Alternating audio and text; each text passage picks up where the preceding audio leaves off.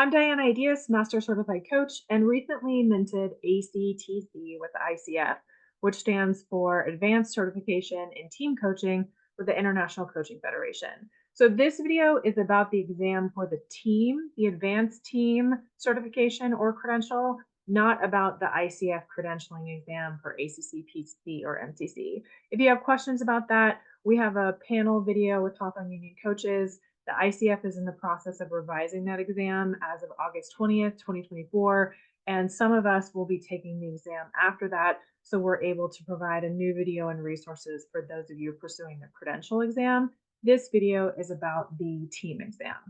So as far as what we'll cover today, talk about logistics, prep, go through the sample questions that are on the ICF site, and then also make some recommendations that I hope will be helpful for you. So from a logistical perspective, the team coaching competencies are relatively new. So if you're taking this, you may, like myself, have worked with teams and worked with groups prior to the existence of the team coaching competencies. That's likely probably why it's also advanced certification that layers on top. It's 62 questions over 2.5 hours. There's 2 different sections, multiple choice scenarios, take a break, multiple choice scenarios, and then you have to take it either at a Pearson testing center or monitored from your home. And based on the recommendations that my mentees made about the regular credentialing exam, I went ahead and went to a testing center. I've been to a testing center in over 20 years. I forgot my glasses. But think about how you test best, because more than likely, if you've been out in the world doing this coaching, unless you've recently taken the credentialing exam for the ICF, it maybe has been a while, you might be new to this process. So the exam instructions, if it helps you to know, just know that you're going to have multiple choice for those 23 minutes. Then it allows you to review. You can flag things for review, which is pretty cool. They didn't have that when I took a computer test 20 years ago. So you can flag things for review, and then you go into the scenarios. And as you can see, the multiple choice are 23 minutes, the scenarios 40 minutes. It's a lot. So I definitely recommend that you take your break, even if you don't think you need a break, to rest your eyes, to walk around. And then the range of scores from 200 to 600 with a passing score of 460. So of the information available on the website as of today, only 200 people had taken this in 2023, and the majority of them passed. So just know that, this is to test the knowledge based on the ICF team competencies. There's a lot of challenge and a lot of, frankly, strife with people studying and nervous about the credentialing exam. For those of you taking the ACTC exam, you have already taken some sort of credential exam, even if it was a long time ago. So this just to kind of bolster your spirit. A lot of times people have overwhelming test anxiety, and that really creates a lot of challenges for them. But for the most part, people are passing this assessment. So as far as the domains, I wouldn't get distracted by this. The bottom line is all the competencies matter. So there are team competencies built on top of the ICF competencies. You are going to be tested on all of them. At no point do you have to say, oh, that's cultivating learning and growth, or, oh, well, that's co-creating the relationship. That's not there. That's not how the test is. It's very much the multiple choice and the scenarios are testing you in the actual practice of coaching. So I just put this out there because sometimes I know people, I think it's helpful that the ICF shares this information, but sometimes people get caught up in the weeds and caught up in the details. This is not something that you need. You just need to know that there's not any competencies missing. The comprehensive things that we're expected to know as coaches are going to show up on this exam. So then sample questions are available on the website. There's multiple choice and the scenario-based. The challenge with scenario-based is you have to pick best and worst. And a lot of mentees have told me that they've had challenges with worst. I did as well. What I'll put out there is that, I have been working with groups and teams. I have been teaching on groups and teams, both with and before the ICF team coaching competencies existed. So sometimes habits we've picked up or things that our clients want us to do, or if you hybridize it all with consulting or mentoring or training or anything like that, some of these questions can be a little bit more challenging. And the ICF does tell you what to study. So in that last line, it's presented based on the action's misalignment with the team coaching competencies. So this is really that kind of main document. Even if you don't have experience working with teams, in some ways that might even be easier if you're just coming fresh out of a program as opposed to having a bunch of experience with this. But just putting that out there so you know kind of what you're up against. So for me on exam prep, I just went ahead and read the competencies, but then I also wanted to take the test. So on hawthorneunion.com on the resource, if you filter for team coaching, there's a version that has just the questions and a version that has just the answers, because I have a high familiarity with the content. And as someone who's taught the content and who teaches the competencies, I just wanted to see how I would do based on the questions. If you are looking at the ICF website, it's walking you through and it's giving you the answers. I wanted the answers and the questions to be separated out. So that's just copy and pasted off the ICF website. That's how I started my study practice. I wanted to see how much do I actually know. So offering that up as a resource, if at some point sooner versus later, you want to test yourself with the questions that are on the ICF site. So looking at the team competencies, ICF team competencies, this chart is really important. There were at least 4 questions that I could directly correlate to this chart. So, the more you've been out in the world versus and actually kind of doing this, and your clients may want the hybrid, or you maybe kind of cover this full range of motion from team building to team coaching, understanding the distinctions on the far right, as well as there were multiple questions that I remember, at least 3, if not 4 or more, that were specifically referencing this. So this comes right at the beginning of the ICF team competencies about the modality. I would familiarize yourself with this chart, and I would read the back context on this chart in addition to reading about the competencies. Then what happens on the team coaching competencies is that the ICF competencies are in blue, and then the team aspect gets added in orange. And then the extended version of the team competency unpacks what each of these are. If you were certified a long time ago and you aren't familiar with the updated core competencies, or you have been out in the world and haven't taken that exam recently, I recommend you also double click and dig down on the ICF competencies and the ethics, because a lot of what you're being tested on is, can you and do you maintain the coach role that the ICF wants for team coaching? And without it, you might be able to get the best answer, but some of those worst answers are tempting. And honestly, some of those things may be things that you do in your practice. So going beyond just the team competencies and potentially double clicking into the ICF competencies are helpful. And so this is the case for all of the competencies. Establish and maintains agreements. This is going to be really important, because that grounding in the ethics and the confidentiality and the contract and who's being coached and the client as the entity. Obviously, cultivating trust and safety. There's going to be a lot here. Down at the bottom where it says partners with team to identify and resolve internal conflict. A lot of the questions on the exam are about conflict. There's either someone in conflict in the team, or there's someone in conflict with you as the coach. And so there's so much asking about conflict. You really want to double click and drill down into how the ICF is expecting you to hold yourself as a team coach in these environments. And then facilitating client growth, be familiar with how the ICF defines facilitating client growth. Encourages dialogue and reflection to help the team identify their goals and steps to achieve those goals. So really, as you go into this exam, if there's anything that you're doing where you're giving the answer or making a recommendation or doing some of the consultant training, mentor, management experience behaviors that frankly my clients often ask me for, but for to show the ICF that you're aware of the role of the team coach as it aligns with the ICF, you really want to be clear on those distinctions. So this is the case. This is just 3 samples, but this is the case for all competencies. So at least read the team competencies, but I do recommend you hit the books and ground yourself in those definitions, especially if it's been a while since your training program or since you've taken an exam. So sample questions.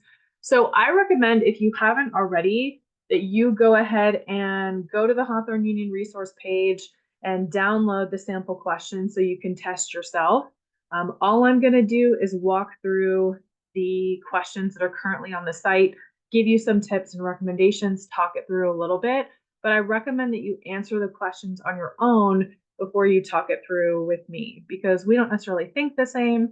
Hopefully what I'm saying will be helpful to you, but at the same time, knowing where you stand, whether you've hit the books before taking that assessment or not, is good. And there's also going to be links in the show notes and at the end when I talk about recommendations for prep courses and sample tests that are at no cost. So multiple choice questions, there's 5 of them, followed by 5 more scenario-based items. Be mindful, it is kind of fatiguing. There are a lot of scenario-based items. I found the multiple choice, I can have trouble with multiple choice as a creative thinker. I found the multiple choice relatively easy, or I believe it was easy. It's hard, you don't really get feedback, so you don't know what you missed or not.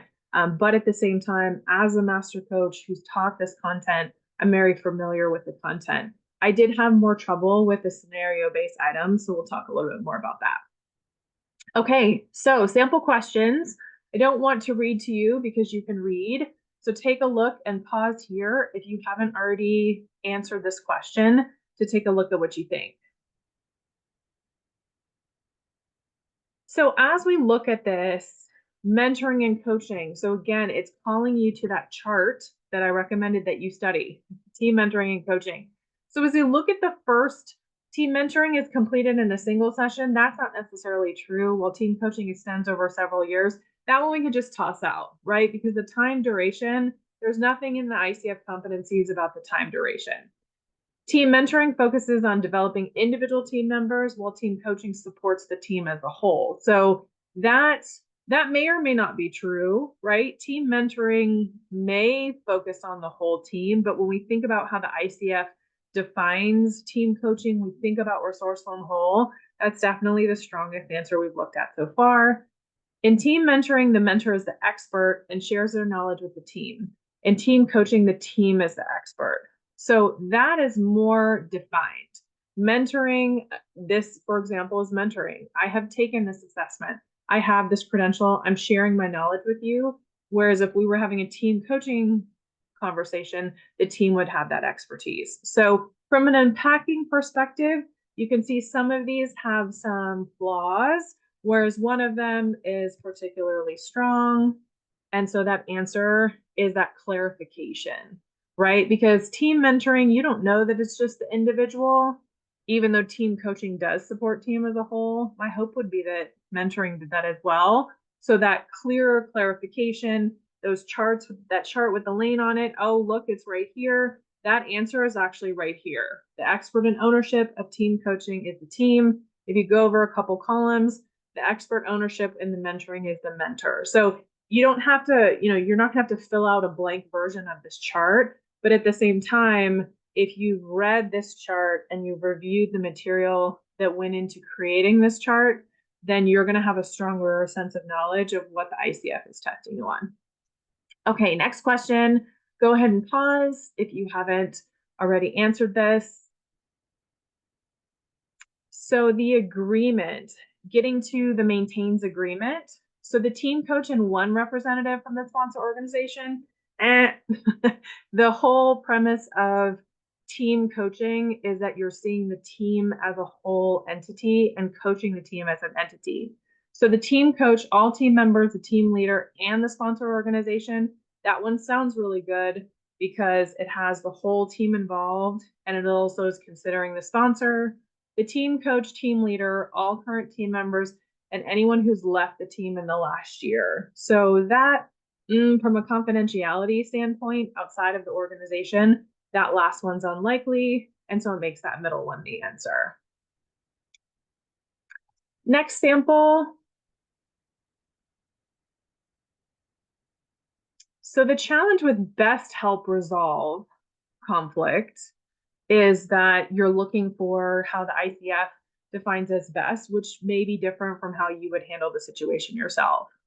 So acknowledging the conflict, inviting team members to share how they would like to address it as a team. So that answer holds the team as resourceful and whole.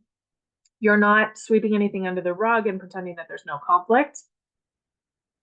Addressing the conflict with members of the team individually outside of the team coaching session. So there are a lot of questions that will talk about leaving the room and kind of separating out. The idea of team coaching by the ICF is to coach the team as a whole entity. So I can't for sure say that that's not the answer ever, but at the same time, that one seems a little bit more unlikely. Sharing ideas with the team about what the coach sees. And so that's coach as expert, not team as expert. So if you remember from the previous question, as we think about the expert being in the expertise being in the team,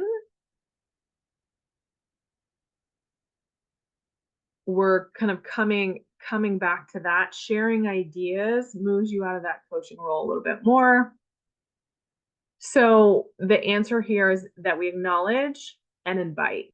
And invite is actually language that comes up pretty often in these sample questions. I can't guarantee that the answer that says invite after it is the answer.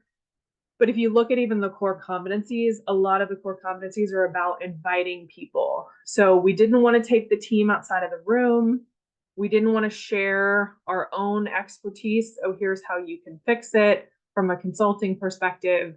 It's that acknowledgement and that invitation. Question 4.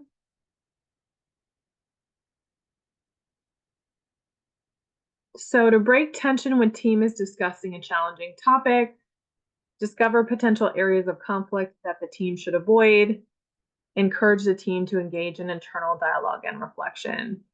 So the first two have a coach agenda. The coach is trying to break the tension. The coach is looking to discover potential areas of conflict, not to be acknowledged, but to be avoided. So those two have a little too much coach agenda, whereas encouraging the team to engage in internal dialogue and reflection, that is something where the team has the expertise and we're tapping into the team's expertise as the entity. And so that's going to be the correct answer for this one. And granted, this is my interpretation, but these questions are from the ICF and these correct answers are from the ICF, because one of the beautiful things about the prep courses out there, I'm so thankful for people who created the prep courses and the videos, but if they've created sample tests, it's their opinion as opposed to these specific questions come from the ICF. So just be cautious as you're preparing for ICF exams. If the sample tests, questions, flashcards, etc., don't come specifically from the ICF, take them in as they are helpful, kind of sort of Gryffindor style. Take it in if it's helpful, but that's not necessarily going to be the truth or something that could always be relied on. So just be cognizant of that. How can a team coach most effectively support the team in summarizing learning and insight within a session? So recap reflections, invite team members, ask team member to email the team leader. So the recap of the reflections is coming from the coach. It's the coach doing it. So that's unlikely.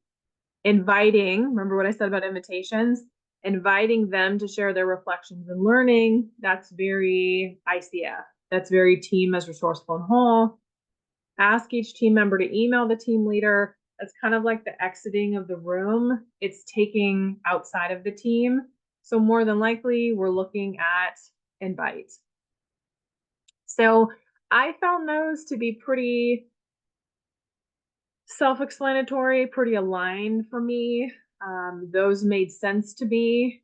I did have more trouble with the scenario-based questions.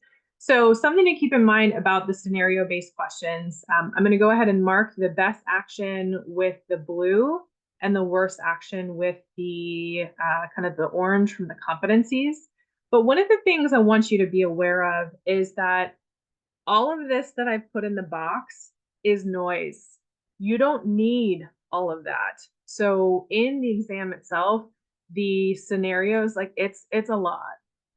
There's a lot of them, even after you've taken a break.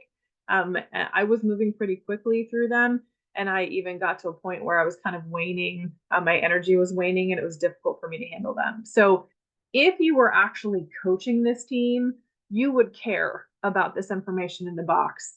You're not coaching this team. This is just an exam. So, all you need underneath that box, the CEO is asking you for recommendations. What should you do? That's basically the crux of the question. So how I take tests may not be how you take tests. So, you decide whether I'm going to show you one other strategy and use this kind of boxing strategy and an underlining strategy. Because you're taking the test on a computer and you can't actually box or cross things out, that might not be helpful. But if you're at the testing center, they give you a little whiteboard. But just to kind of focus your attention, and especially if you are not a business coach, this jargon can be really confusing. I actually have given the ICF feedback about that. The questions on the credentialing exam, in some ways, I think are unintentionally biased towards business coaches because they'll throw around this jargon, sponsor and the C-suite and this director and this VP. All you need to do is find the client and find the issue. In these, you don't even really need to find the client because the client is the team every time. So all you're looking for is the issue. So what's the issue? The issue is that the CEO wants recommendations. We know for the ICF and holding that coach role where the team is the expert in the team, that the ICF isn't going to want us to do that. What'll happen on the exam itself is you'll drag and drop. You'll drag and drop the best and you'll drag and drop the worst. So be intentional about finding the best because then it's narrowed down your choices for the worst because of how the question is presented. So offer to meet directly with, let's look for the best first. Offer to meet directly with the CEO to provide suggestions. That's not your role. That's not your role according to the ICF. Clarify the difference between team coaching and team consulting and refer the CEO back to the team coaching agreement. That one looks good because the ICF wants us to know the difference. You want to know where you are on the chart. It's part of the team competencies and the core competencies that we articulate to people what coaching is and isn't. And by asking for recommendations, even though we have experience according to that box that I blocked out, that's kind of moving out of the margins of what the ICF role is. So clarify, that one's a contender for our best. Acknowledge suggestions and indicate the team's coach recommendations are not needed. That one's possible. I think that the previous one it looks a little better because you're defining clarity and referencing back to the team coaching agreement versus kind of you're seeing the theme of like sweep it under the rug. Like, are we addressing the conflict? Are we sweeping it under the rug? And then work directly with the CEO to add a team consulting session to the agreement before the next session. So while you may do that in practice, it's unlikely that that's the best answer. So let's see how we did. Okay, so it's that clarity, it's that role clarity and the team coaching agreement. ICF coaches, we know how important that is. Okay, so then finding the worst. This one can get a little more challenging because what you would do, and I say that without judgment, or what I would do may not be what the ICF is actually asking, which is why it's helpful to have hit the books before you get to these scenario questions, because you're not just testing what your client has asked or what's in your specific client agreement, but you're specifically looking at what does the ICF say is the team coach role for this advanced certification. So acknowledging and working directly versus kind of making suggestions and organizational changes and really leaning into that consultant role, your worst is going to be that foray into the consultant. It doesn't mean if you aren't a consultant that that isn't the best, but you really have to remain in that ICF coach role. And so this is the worst action according to the ICF. So be mindful of this, reconcile this with kind of what you do in your own practices. So you're aware of where you may kind of color outside of the ICF lines, which maybe for me, it's something my clients asked me for and wanted from me. So it was difficult for me while I was pursuing MCC and coaching a team because they wanted me more in that consultant role and specifically asked for that and requested that. And that was one of the things that they wanted and felt that they needed from their team coaching engagement. So what you're doing in your practice versus in the exam, just be mindful of that. Hold that line. Okay. So question 7. So on this, there's not the clear kind of, oh, all this information you don't need, but in the spirit of who's the client's the team, then you have a conflict between the CEO and someone else.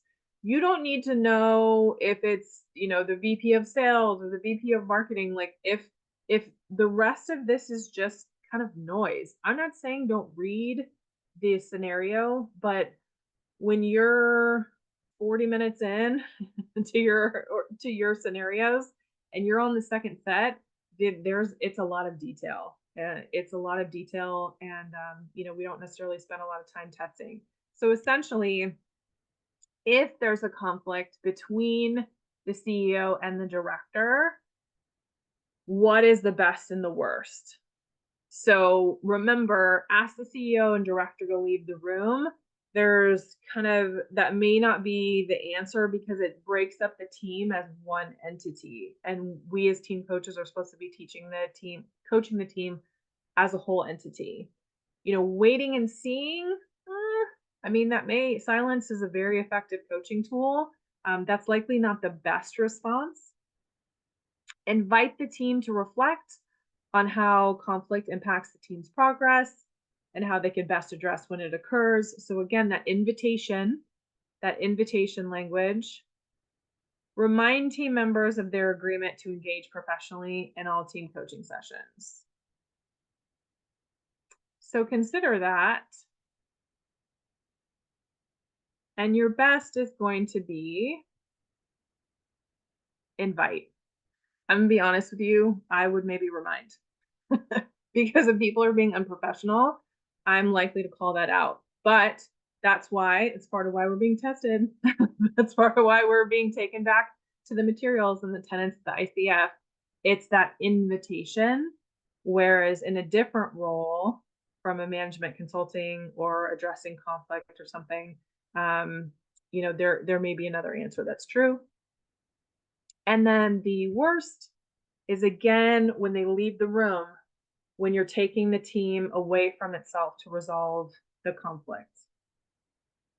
And, based on your team training program or working with a mentor, you may want to discuss and talk these through. I'm just going through the questions that are here, but there are other recommendations and more kind of intensive processes that you can take.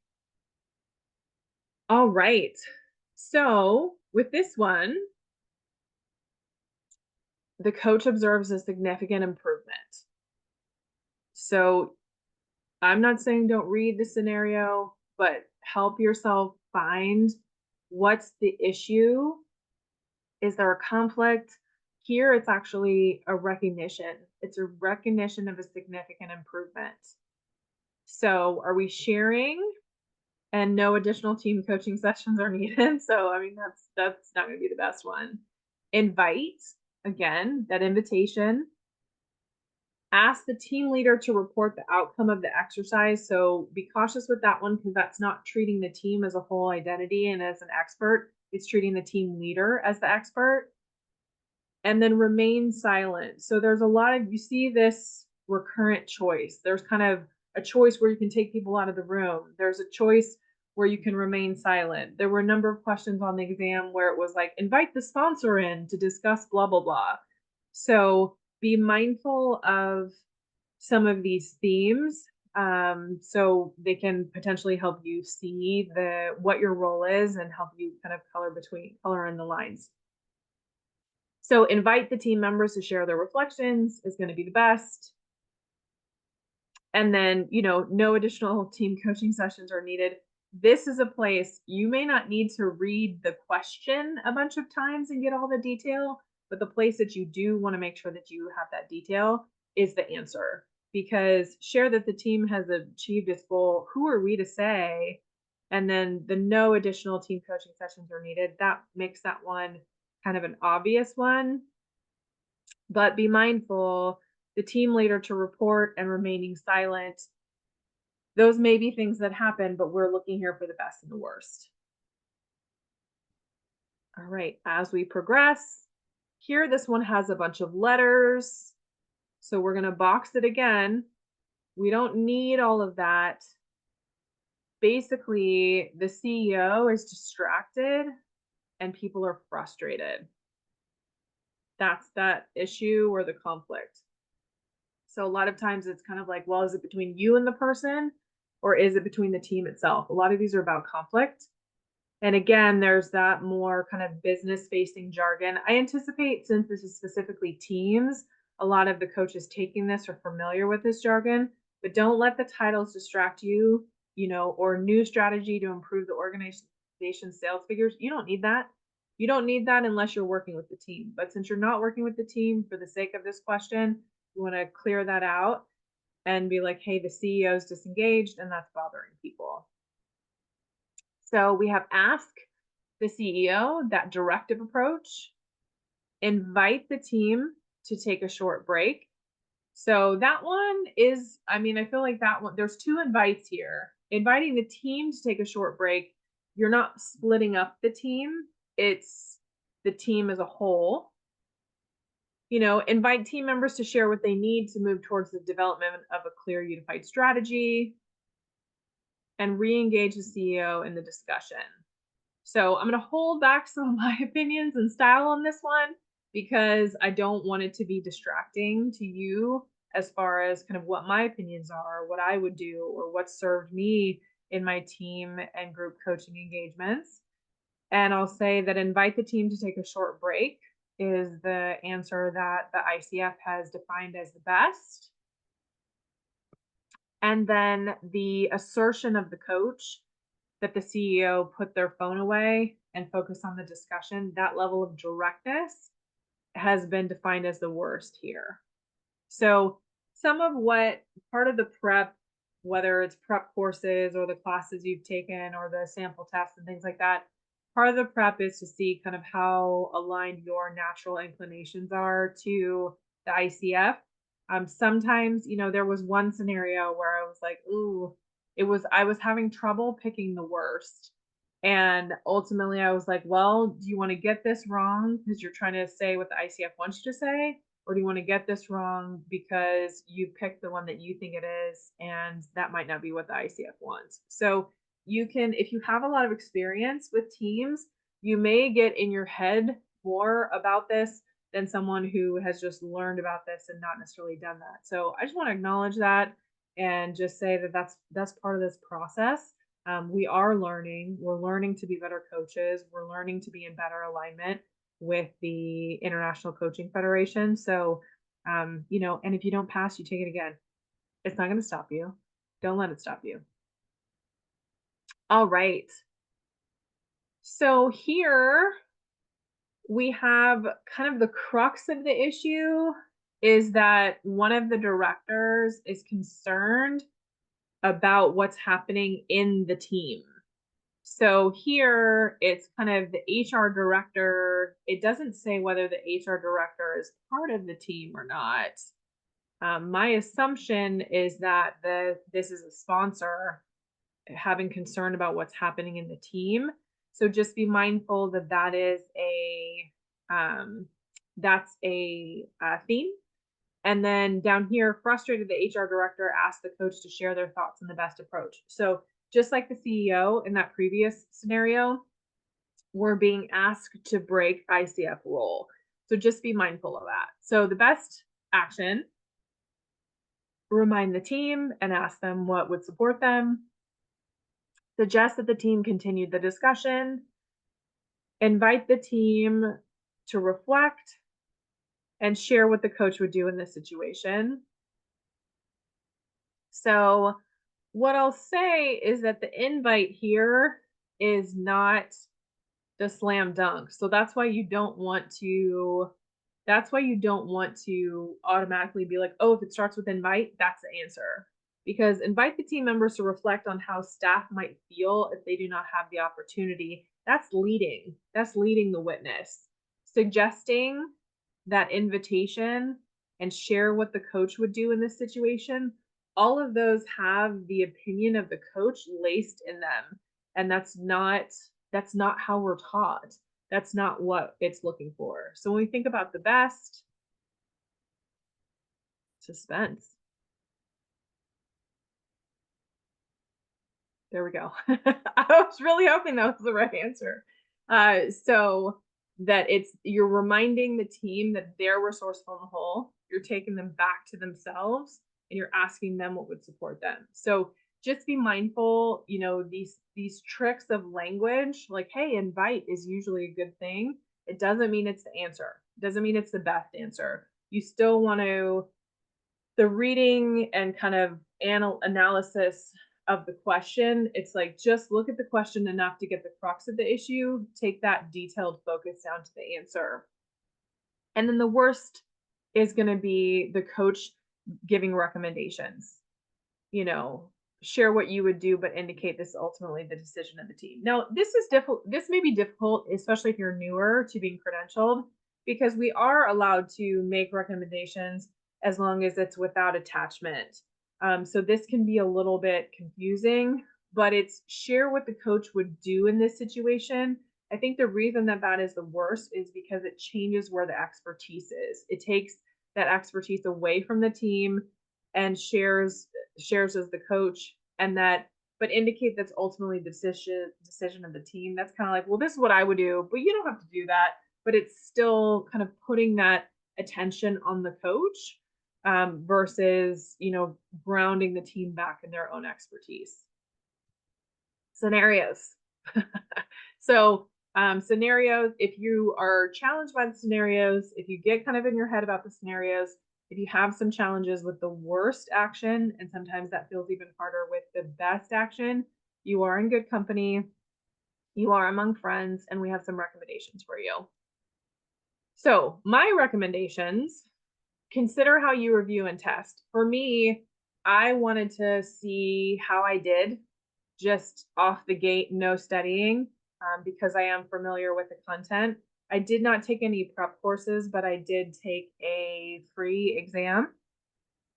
The free exam that wasn't through the ICF, though, I didn't necessarily agree with the answers it said that I got wrong. And to their credit, they were like, "Hey, if you think this is correct, your answer's correct, you might be right."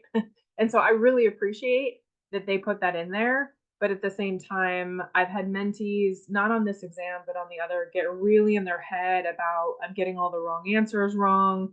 And the kind of it's upticking their test anxiety. So, consider that. I went ahead and went into a testing center because my mentees recommended it. I didn't want my internet to drop or someone to knock on the door or anything like that.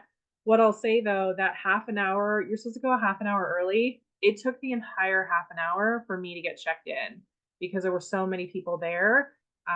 So I would probably, now that I've done it, I'd probably try it from home. And if my internet got interrupted or something like that, it would be okay. But at the same time, it made sense for me to go to a testing center. But I usually leave the house with my glasses because I only use my glasses for the computer. So that was difficult for me. I was like up against the screen when I was trying to take the test. But some people have like food, some people cram, some people study over a long time. I'm pretty much like, hey, if you know it, you know it. If you don't pass, you don't pass. I have a higher risk tolerance. So know thyself. We're coaching the person, not the topic. How you review and test If you're going to feel better studying for X number of hours and that's what you want to do, great. For me, I was coming back from a vacation. I was like, hey, let's see what I know and let's see what I don't know. My hourly rate is probably higher than it would cost me to retake this test. So I did some prep and then I just went in and I was fine.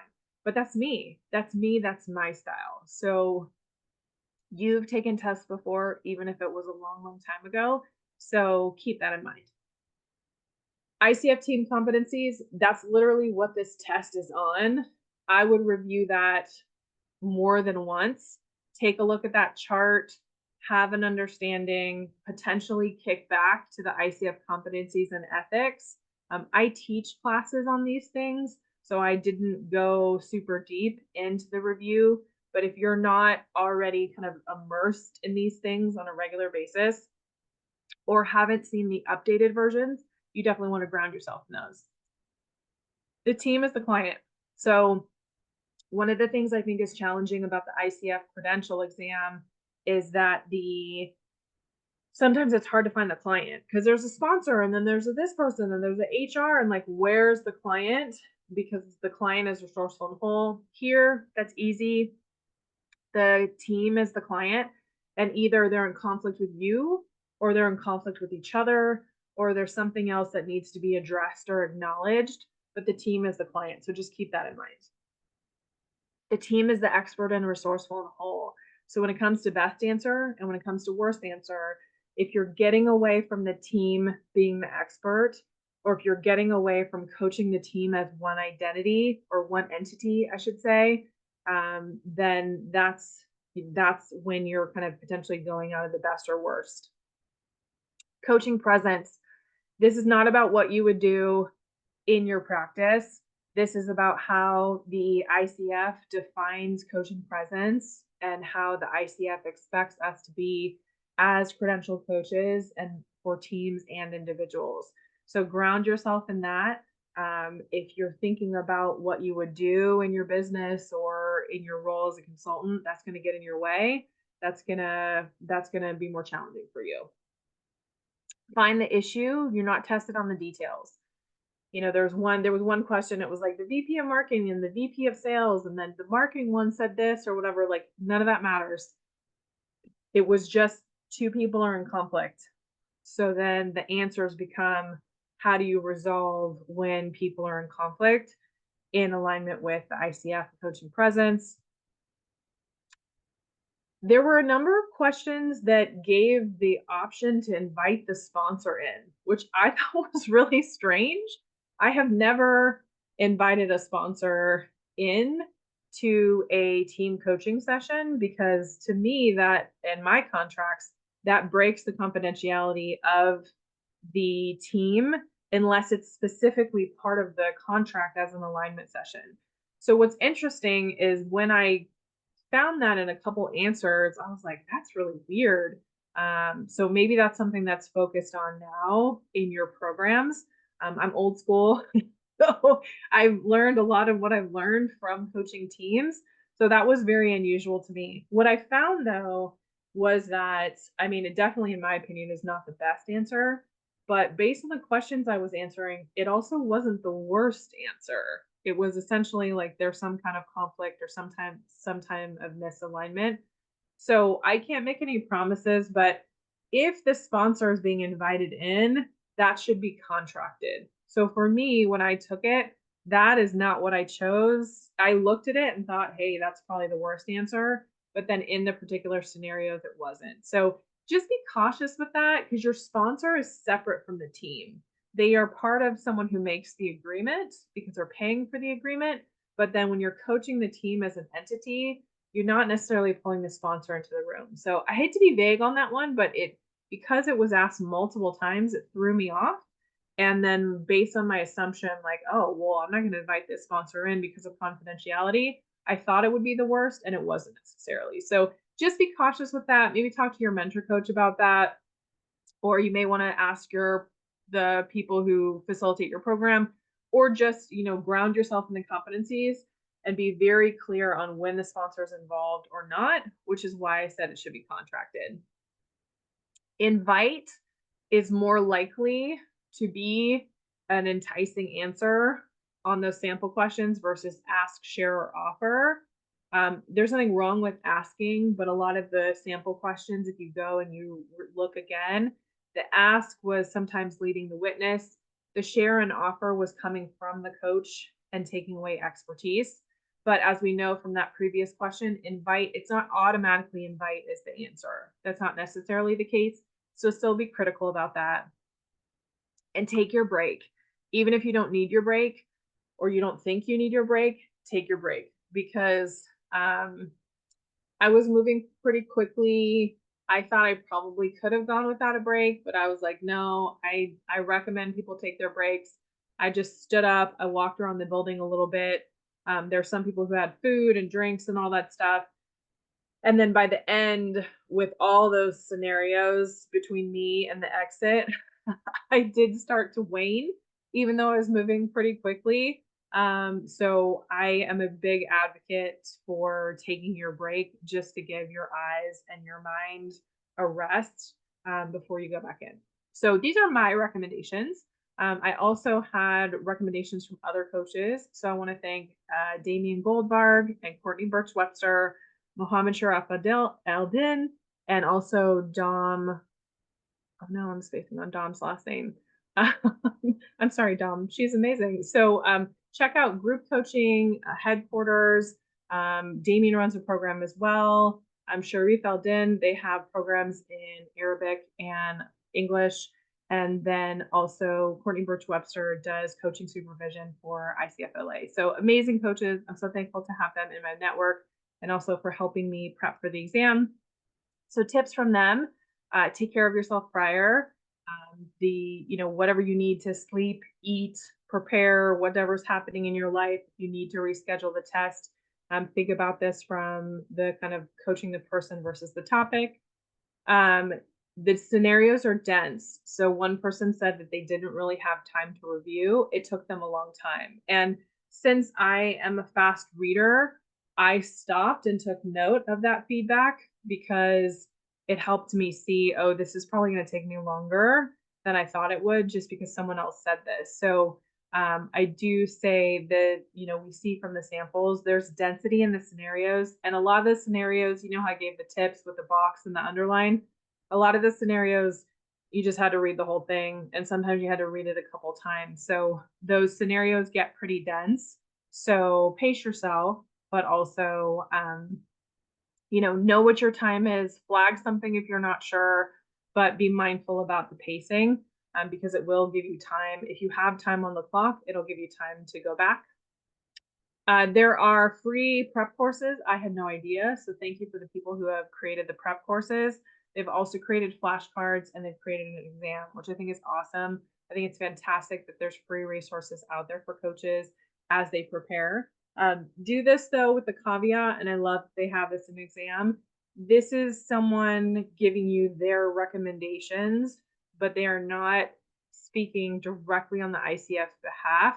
The ICF can change things without our knowledge and updates things all the time. So going back to know thyself, if it helps you feel more prepared to take the time with the flashcards and the prep and things like that. But even if someone's teaching you acronyms or, hey, this is always the case, or even what I said about the sponsor, I can't guarantee that.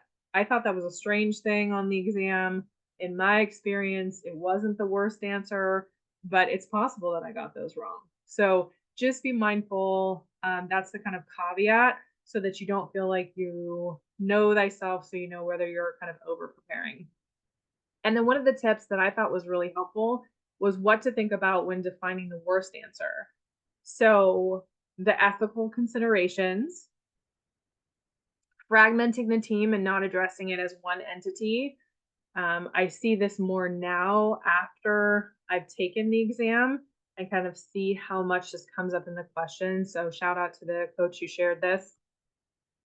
Partnering with the team lead going wrong. So just be mindful of, are you partnering with the team lead that still honors the coaching agreement, confidentiality, things like that? Competencies and coaching mindset not followed based on the stage of coaching. So, granted, like ground yourself in that coaching presence, ground yourself in those team competencies, and then in practical answers that are viable versus incomprehensible or defensive action. So, there are some that are about the person's in conflict with you and what are you going to do. And there are ones where it's like, okay, who's leaving the room or are you addressing this or not? So sometimes there's answers that could work, but there's